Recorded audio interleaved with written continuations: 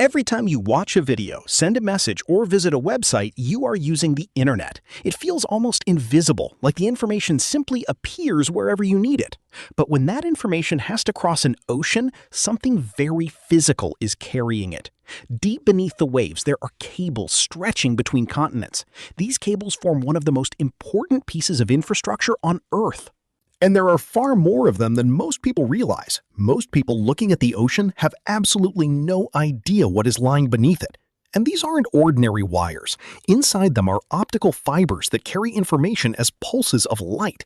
Your message isn't traveling through the cable as a physical photograph or video.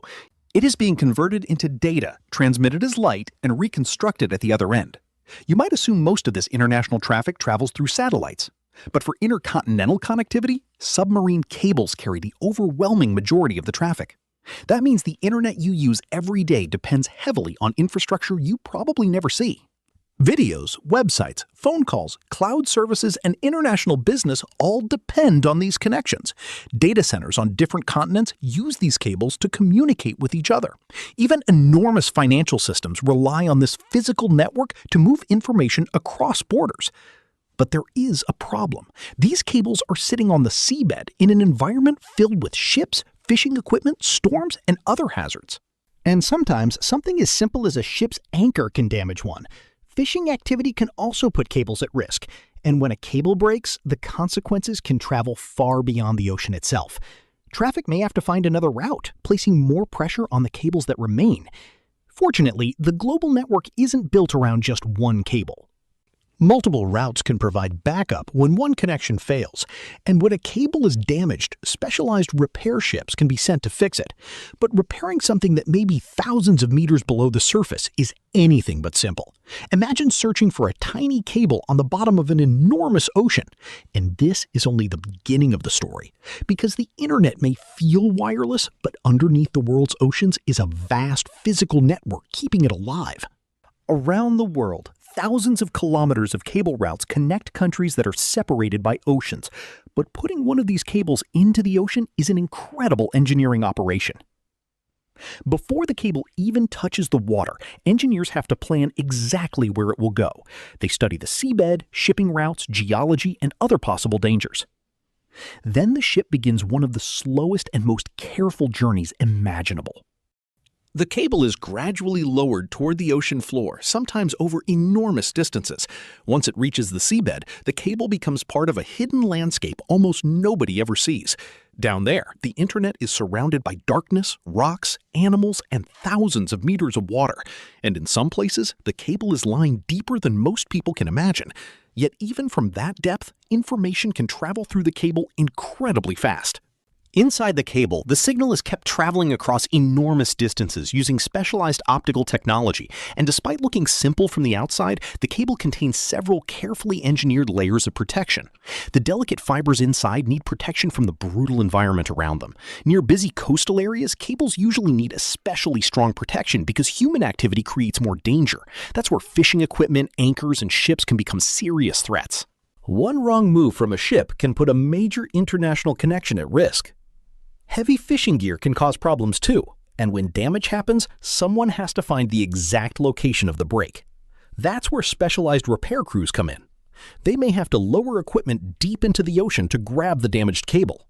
Once they find it, the cable can be carefully lifted to the surface. Engineers then repair the damaged section and reconnect the fibers with extreme precision. Even a tiny mistake could affect the connection, so the repair has to be extremely precise.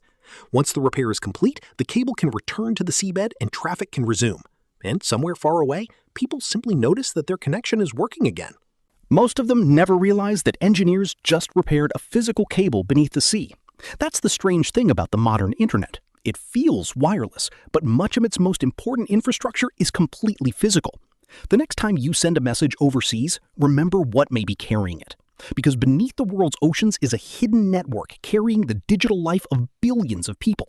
But what happens when one of these cables suddenly stops working? The internet usually doesn't simply disappear. Instead, networks can redirect traffic through other available paths. That's why the global network is designed with multiple routes. But if one route disappears, the remaining routes may suddenly have to carry much more traffic. And that is when a small problem at the bottom of the ocean can become a much bigger problem for people on land. In some cases, users may experience slower connections or disruptions. And for businesses that depend on international connectivity, the stakes can be much higher. Financial institutions, cloud services, and large companies all depend on reliable international connections. That's why redundancy is so important. The system works better when there isn't just one way in and one way out. Different cables can also land in different places, reducing the risk of one problem affecting everything at once. Eventually, every submarine cable has to come ashore somewhere. At these landing stations, the underwater cable connects to terrestrial networks. From there, the underwater cable connects to terrestrial networks. From there, the information continues through fiber networks on land.